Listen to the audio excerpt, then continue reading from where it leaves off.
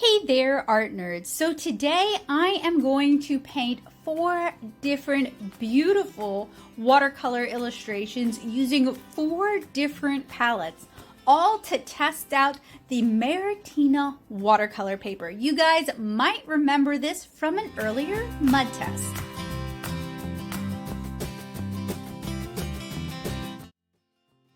So hey there, art nerds. I hope you guys are doing well. I'm happy because I get to paint today. Well, actually not really, but we'll get into that a little bit more later on. Today we are field testing the Mairtini or Mairtini watercolor paper. That script font sure is hard to read, and this was a paper that I purchased on AliExpress a while back. You guys might remember that it came from AliExpress 3-way watercolor paper review where I tried out 3 different watercolor papers, including this one, the Paul Rubens iridescent watercolor paper, and this interesting craft watercolor round that turned out to be better as a mixed media paper. So if you are not familiar with this paper, I do hope you guys will check out the mud test video because I'm going to reference it a lot in this field test. But here are a few quick facts about this watercolor paper.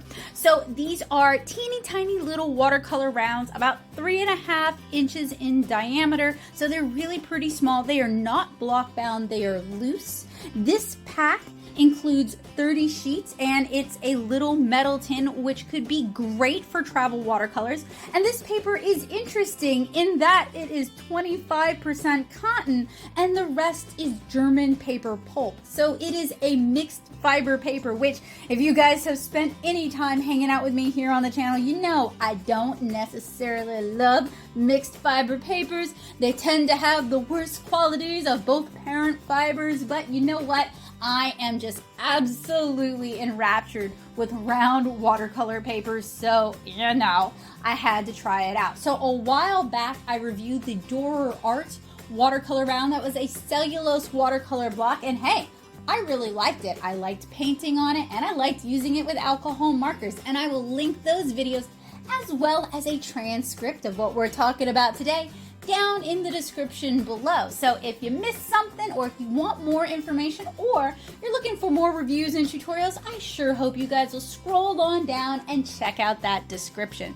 So we are starting out by painting a beautiful Louisiana iris because I am from Louisiana, and you know your girl gotta represent. And I prefer to paint my watercolor illustrations whenever possible from my own photo reference because one of my hobbies is floral photography. I really enjoy it, and as I'm out and about, I try to capture interesting flowers and flora as I am just enjoying my day. And for this first test, I am using the Core Mini palette. I have reviewed this palette here on the channel, both as an unboxing swatch and as a standalone field test illustration. So if you're interested in the palette, if you're curious if it's the right palette for you, I hope you guys will check those videos out.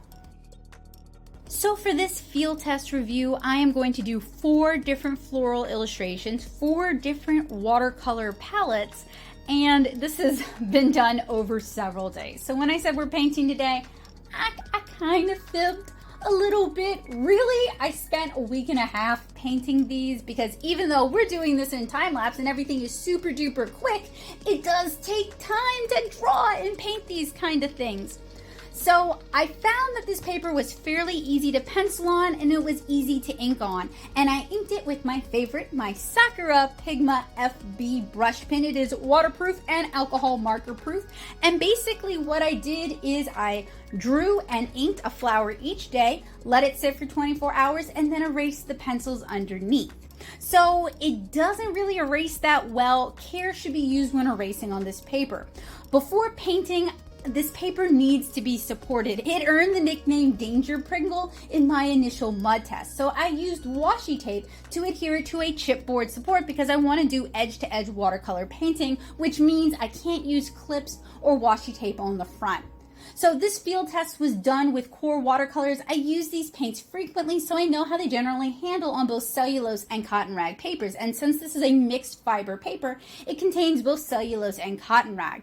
Typically, they're vibrant on either paper type, so they should play well on this mixed fiber paper.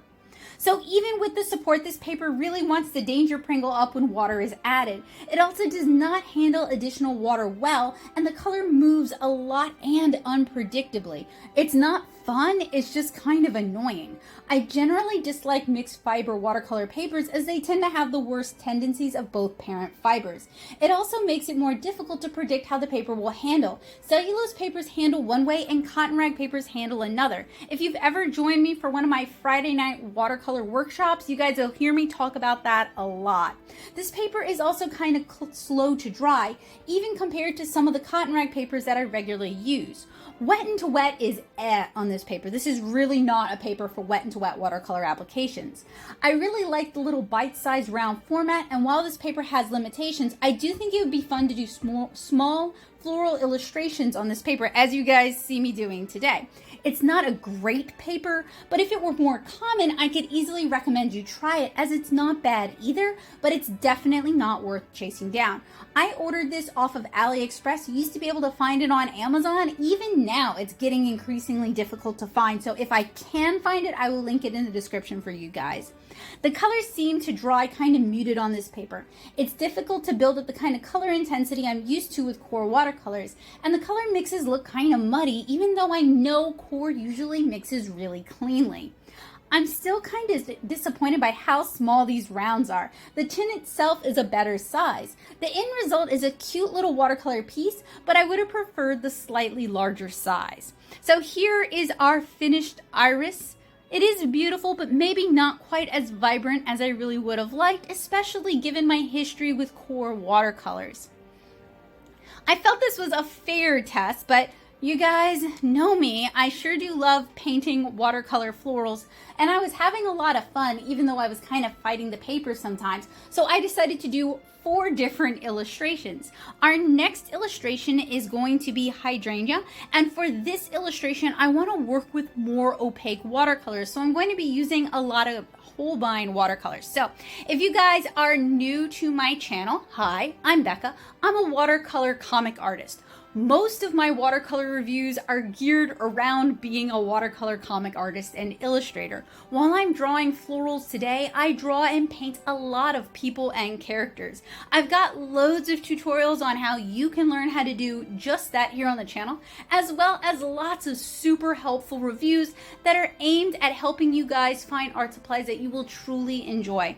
I try to be as unbiased as possible, but as a watercolor comic artist, everything I review is from that lens. I have an MFA in sequential art from SCAD, so as a comic artist, there's certain things I care a lot about when I'm reviewing art supplies. I draw dozens of teeny tiny little faces on every comic page, and if you guys are interested in checking out my work, you can check out my comic 7-inch Cara for freezies at 7inchcara.com. If you're a fan of the dead tree format, like myself, I'm a bit of a book hoarder, you can order the first and second volume of 7-inch Cara from the Natto shop at nattosoup.com/shop. I'll have links down in the description for you guys if you're interested in supporting my work. I also try to purchase as many art supplies as I possibly can. Other than my Patreon, we don't have any sponsors here on the channel, and it is a rare occurrence when an art supply company sends me something to review. I'm not on anybody's PR list, and I always disclose when something has been sent to me care of, and when I do accept review copies, I always make it clear that I want to give my honest and unbiased opinion. I'm going to say negative things if there are negative things to say. That said, this particular watercolor paper was purchased out of pocket by me, which was subsidized by funds from my Patreon. So if you enjoy the work I do here on the channel, if you want to help support it, and you want to help me continue to review art supplies, I hope you guys will join me at patreon.com/nattosoup. I do try to make it worth your while. Not only do you get to feel good about helping to support art tutorials and supply reviews, but you also get all kinds of backer goodies, from early access videos to watercolor and drawing tutorials that are never released on YouTube, to access to all of my classes. So for just $2 a month, you get a whole lot of free stuff, especially if you feel like diving into the archives. So for our hydrangea, I am also using my core palette for some of these colors. So this is a mixed palette. It's a bunch of different brands. It's Kusakabe, it's Holbein, there's PWC in here, and I call it my Naomi palette because it's based around colors that my character Naomi would wear. So these are typically more neon, more vibrant, more intense, and sometimes more opaque colors, colors that don't necessarily mix well. So they're in their own palette so that I don't, try to mix them.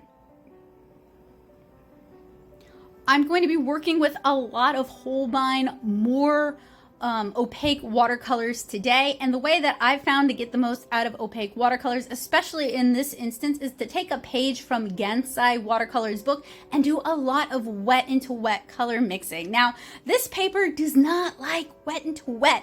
I really had to encourage the colors to move. You guys see me kind of going back and pushing the colors into other colors to try to encourage blends. The colors do go down vibrant, but they dry kind of dull, as mentioned in the iris segment.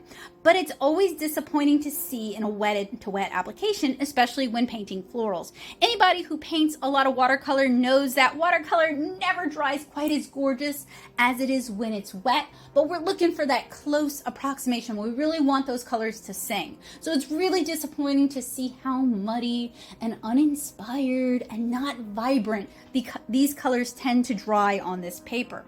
Now, funnily enough, the colors don't really move on this paper, and I'm going to demonstrate that more later, but you can kind of see that in these wet and wet segments. So to try and encourage some movement, I did spritz it with some clean water. Now, the lack of movement is kind of unusual, as colors tend to move a lot on cellulose papers because they just sit on the surface, they never actually soak in. And with this paper, even though it is a mixed fiber paper and, a whole whopping 25% cotton, wow, the colors don't seep into the fibers, they just kind of sit on top. At least that's what I've noticed. So even while still wet, and even when spritzing, they move a bit, but not a whole lot. And I really wanted to get some nice color movement. Now on the plus side, it can handle repeated layers of paint without turning to total mud. So this paper might be a good one for gouache, especially if we were working in a larger format.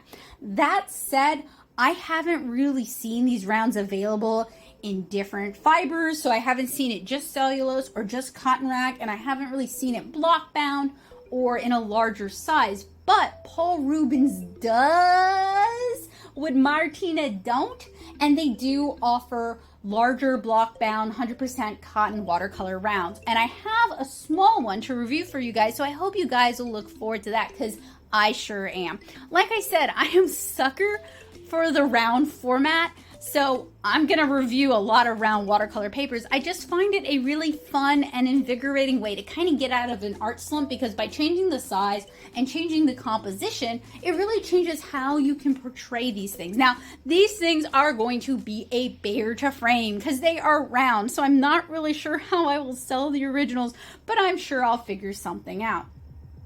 So because opacity can sometimes read as muddiness, I wanted to re-ink this a bit, and the curve of the Danger Pringle makes inking a bit more challenging than it would be if it just dried flat. You can opt to dry this in a book or store this in a book or underneath weights to, encourage the flattening. But generally when I'm doing these reviews, I don't want to see a lot of paper curling or kipping. It makes it more difficult to work with. And if you watch my watercolor tutorials, I go to a lot of effort to walk you guys through my stretching process time and time again, because being able to work on a predictable surface helps you paint a better watercolor illustration, or at least that's what I find, because you're not fighting the paper the whole time. So while I'm happy with how this turned out, it could have been better if I didn't spend so much time and energy fighting the paper. And that's one of the reasons I do these reviews for you guys. I want to help you guys find art supplies that are right for you, that are right for your needs, that are going to make you happy. Because if you spend all your time fighting your art supplies, art's not as fun. You want the art supplies to work with you, to be an extension of your mind and of your hands. And I want to make traditional media more accessible to a wider variety of artists, and that's why I review supplies from across the price spectrum. I've reviewed things from Dollar Tree, from Walmart, from Daiso. I also regularly review professional watercolor paints and papers because I want to help you find something you'll actually love. So for our third test, I happened upon a prickly pear blossom. That is such a tongue twister to say. I happened upon a prickly pear blossom while driving down Jefferson Highway. It was outside of an antique store. Back when I was doing the artist vlogs, I actually talk about this. It was really pretty cool because here in Southeast Louisiana, you don't necessarily expect to see prickly pears. It doesn't mean they don't grow. You just don't expect to see them on the side of the road. Anyway, took a bunch of pictures, really beautiful, kind of translucent yellow color. So for this test, I wanted to use my Daniel Smith Ultimate Mixing Palette. Now, I have an unboxing swatch and a field test for that if you guys are curious about that palette. But it's not one I find myself reaching for time and time again because the colors tend to be a bit more opaque, they tend to be a bit more granulating, and just for the size that I typically work in, it starts to feel kind of muddy and heavy and just not necessarily the best fit for me personally. But I do still really enjoy Daniel Smith watercolors. They're in my daily driver palette along with dozens of other brands. It's just using just Daniel Smith watercolors is sometimes a bit of a struggle for me. That said, I do really like their Essential 6 set, and I did review that a while back, so I hope you guys will check that review out. So here is our Ultimate Mixing Palette. You guys can see it has gotten some love. I'm going to go ahead and spritz it with some water, give it a chance to activate. And for this one, I really wanted to focus on using blues and yellows to create the majority of our color range. So I'm doing a little bit of a grisé effect, doing some underpainting and painting in those shadows using the same blue that I use for the background color. So in some ways, this paper handles a lot like regular old cellulose paper when it's wet. If you try to dab in more pigment, it just pulls out. It won't even accept the pigment. It's a bit temperamental too. It can't really decide what kind of paper it wants to behave like. This is what I mean by it's the worst of both types. So while we're working on this third illustration, I want to kind of talk to you guys about my time frame for this. So every painting was done individually, one at a time, one each night. So I spent 4 nights painting these field tests. The pencils and inks, I did 1 per day, so that's an additional 4 days. Sometimes when you have a day job, when you're working freelance, when you have other commitments, you can't necessarily spend as much time working on something start to finish as you might like. And that's something that I kind of juggle myself. So it might seem like this is something that's very quickly done because this has been time-lapsed several times. And that's just because, I mean, honestly, if you want to sit and watch paint dry, you can hang out with me on Friday nights when I do my live paintings. But it would be kind of boring and very time consuming to watch paint dry. And I don't even include the dry times with these. I pause the video while I wait for paint to dry. And here in Southeast Louisiana, even with the air conditioning on, even with my whole house dehumidifier running at full tilt, sometimes those dry times can really add up. So, you know, as an artist with ADHD, patience has never quite been my virtue, but I love watercolor so much that I really don't mind it for the most part. But that's why sometimes it takes me longer to release tutorials and field test reviews than it does for me to release unbox and swatch videos, because these things do take time, and it takes being able to sit at my desk for 6 hours each time to be able to do something like this. So while I love and I enjoy painting, it's not always conducive to YouTube. It's not always conducive to social media. And I point this out because I feel like other artists sometimes beat themselves up for not working as fast as they'd like. I sometimes beat myself up for quote unquote not working as fast as I'd like, but there's some hard limitations when you're working with traditional media. There's some actual time limitations. You have to put the time in to get what you want out of it. So like many of you guys, I am just doing the best that I can with a media that I really love. So as with the other watercolor illustrations, I did have to re-ink this because opaque colors start to look really muddy on this paper. Now, I am no stranger to sometimes having to re-ink my watercolor illustrations, particularly the ones that were inked to begin with, because, you know, when you've painted 30 layers of watercolor on top of your initial inks, it can get a little bit cloudy. It can throw the color gamut, it can throw that color balance, it can throw that contrast off just a little bit. And when you ink to begin with, you're already starting with a black on the paper. You've already created this high contrast where you have white paper and black ink. So sometimes re-inking it helps clean up those details, helps clarify things, and just makes it look a little bit sharper and a little bit more put together. But this paper definitely does make watercolors look a little bit more muddy than I'd really prefer. It would be nice to not have to re-ink, and with this paper I feel like I have to re-ink.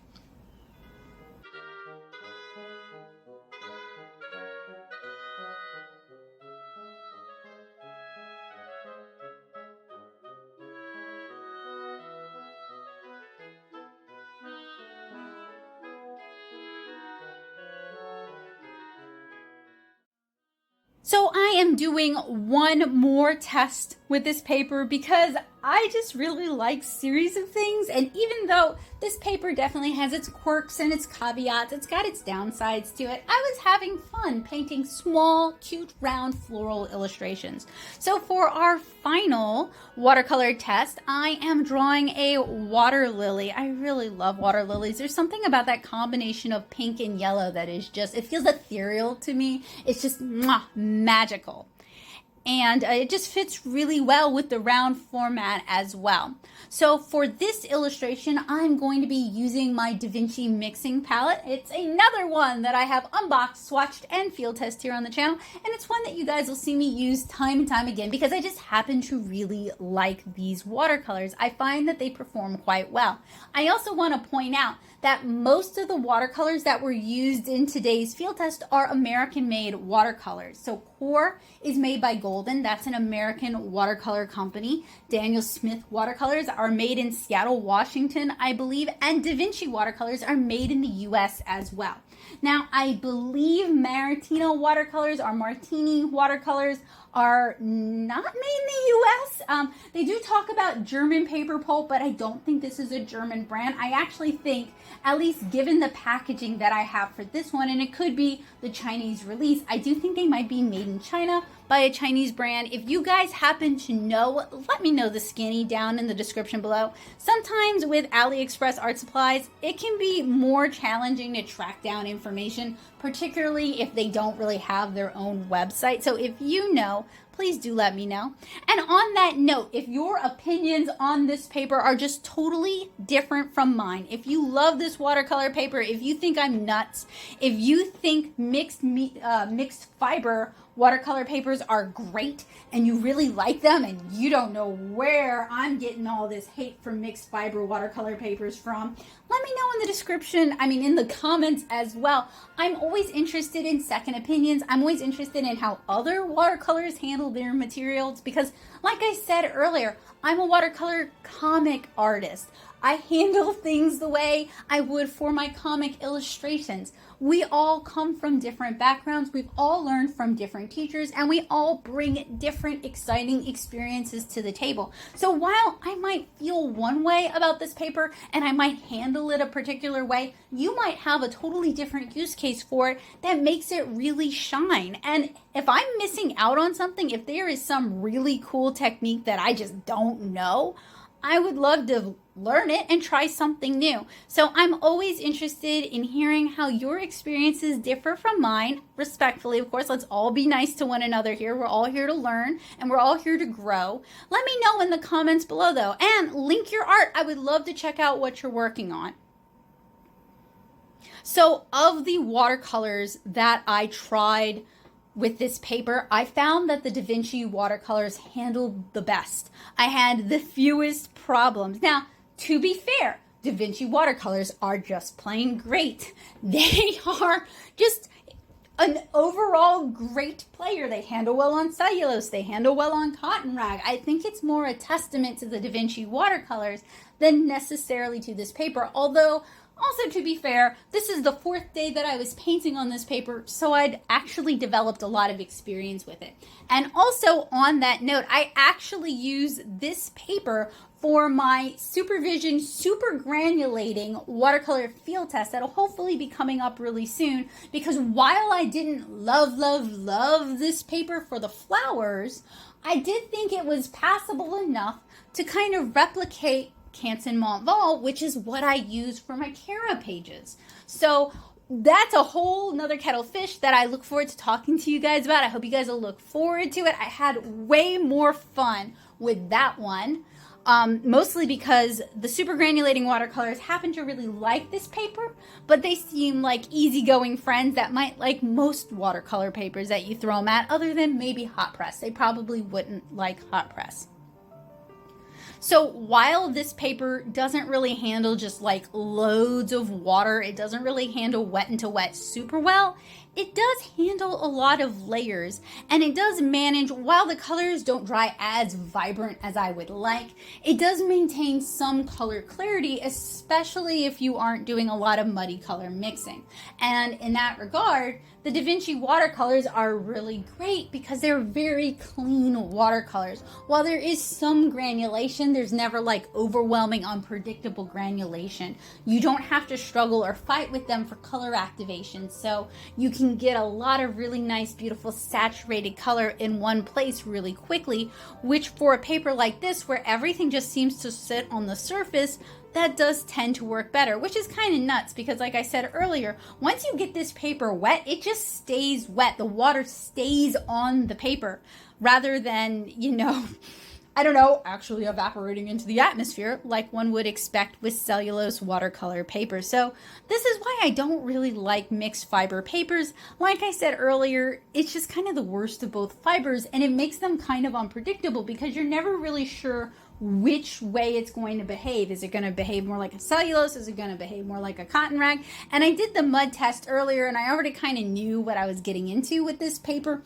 but I really just want to put this out there. I don't necessarily want to scare anyone off, but I also want to point out this isn't a paper worth tracking down. If it's not accessible for you, if you don't find it easily on AliExpress or Amazon, if you can't buy it at your local brick and mortar, or they want an excessive price for it, they want like $20 for this little tin, just skip it. You're honestly not really missing that much. There are better papers out there.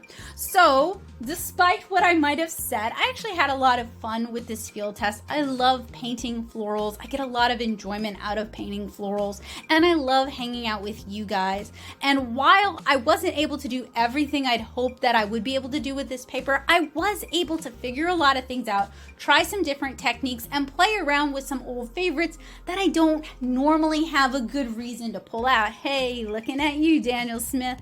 So while this isn't the best paper, I will definitely finish using the rest of my tin, and I did enjoy reviewing it for you guys. So who is this paper for? Well, I would like to say this is a good travel option, but given the fact that it's not block bound, given the fact that it stays wet for super long periods of time, and it doesn't really like wet into wet techniques, I can't really recommend it for travel watercolors. I am pretty sure there are better round travel formats out there, even if I haven't necessarily tried too many of them. I just don't think this one is it. I also just don't think it would take alcohol markers nearly as well as the Dorer Arts watercolor round. So that's just next. Now I will be reviewing the small, round, and very cute Paul Rubens watercolor block in the near future, but I've already had good experiences with Paul Rubens watercolor paper, so I have high hopes for that one, but I'm looking forward to letting you guys know what I think, and I think that one might be a better fit for travel watercolor. I hate saying student grade watercolors because frankly, cellulose papers don't handle like cotton rag papers. They're just very, very different, and honestly, sometimes it takes more skill to do on a cellulose paper what you could easily do on a cotton rag paper. So I don't really want to say it's a student grade paper either. Basically, I think it's meant to be a cheap paper. I think they included the 25% cotton so that they could say it had 25% cotton. Me, I would have just gone with either cotton or cellulose. I would offer it in larger sizes in addition to the very cute small tin, and I would also offer it block bound in addition to loose. And maybe they do, I just could not find that on either Amazon or AliExpress, and I've never seen this paper in a brick and mortar store. Now, Mairtini also sells watercolor paints, and those look like they would be professional grade. I've also only seen those on AliExpress, so I look forward to accumulating some, acquiring some, and possibly reviewing them in the future. Hopefully you guys will look forward to that. I have loads of helpful watercolor tutorials and watercolor reviews here on the channel because my goal is to enable you to feel confident in starting your watercolor journey. Hopefully today's review added to that, even if it was just to show you a paper that you could probably skip, a paper that you don't need to spend money on because it's probably not going to do what you want it to do.